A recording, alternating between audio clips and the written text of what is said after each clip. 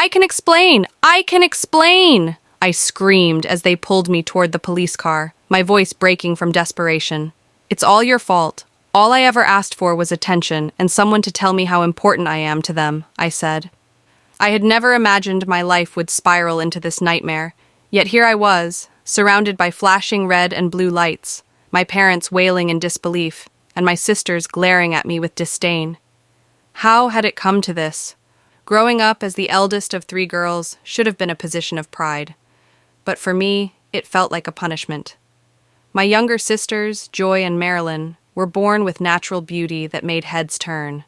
Their golden skin glowed, their curvy figures made boys stumble, and their smiles were the kind you only saw on magazine covers.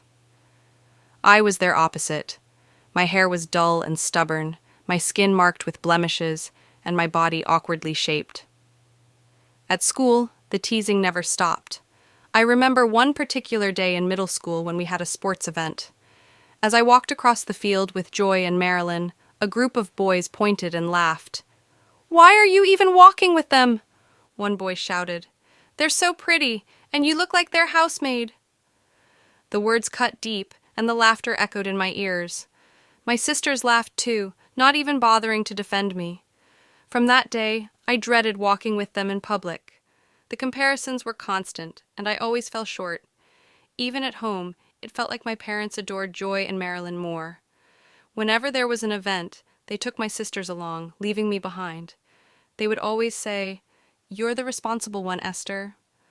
Someone has to look after the house.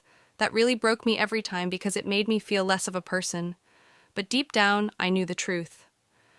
At night, my sisters would barge into my room, giggling and whispering about their admirers.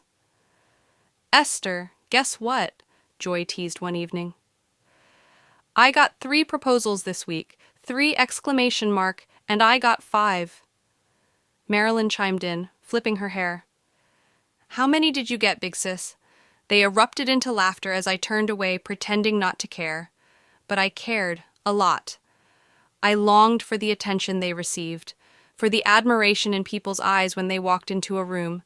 The only person who made me feel seen was my best friend, Michael. He would tell me I was beautiful in ways that felt genuine, not pitying. He took me on outings, pretending we were a couple just to make me smile. But even that didn't last. Michael got a scholarship to study abroad and left me behind in the city, alone with my insecurities. That night, as I slept in my bed, I wept. Why would the only person that loves me for who I am leave unexpectedly? Years passed, and my sisters' lives blossomed. They married wealthy men, had successful careers even without trying, and started families. Every family gathering was a celebration of their accomplishments. "Marilyn just got promoted," my mother would say with pride, and Joy's son won another academic award. "And Esther," my father would ask, "what have you been up to?" The question stung every time. Despite earning a master's degree, I couldn't find a stable job. At every interview, the men in power seemed more interested in having a feel of my body than my qualifications. One day, desperate to escape my parents' judgment, I gave in to Mr. Roxon, the CEO of a prestigious company. He promised me the job if I spent one night with him. That night was the darkest of my life. I hated myself, but I consoled myself with the thought that it was worth it. I had finally secured my dream job, but the victory was short-lived. A month later, I discovered I was pregnant. When I confronted Mr. Roxon, he laughed in my face, leaning back and smirking. "Pregnant? You must be mistaken. Don't do this." "You know what happened that night?" Esther said. Mr. Roxon replies, "Whatever happened was your choice. Don't expect me to take responsibility for your mistakes." "You promised?" Esther cried. Mr. Roxon cutting her off coldly.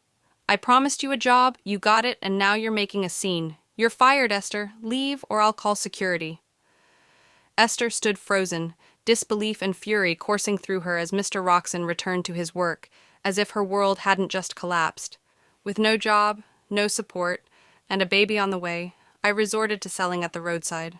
Months later, after all the struggles I gave birth to my daughter, Clara, she became my only source of joy, but even that joy was tainted.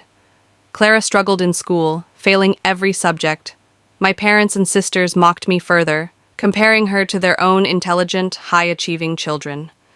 That made me cry and worried each night. Is this really my life, and it is ever going to end on a good note? I'd to plan something, I said, laying in the couch in the living room. When my sisters announced they were visiting for Christmas, my parents lit up with excitement. They prepared an elaborate feast, while I was tasked with cooking most of the food. As I chopped vegetables, my mind swirled with bitterness. Why did they always win?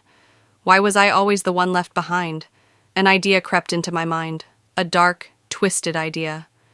If my sisters couldn't be perfect anymore, maybe I would finally feel better about myself.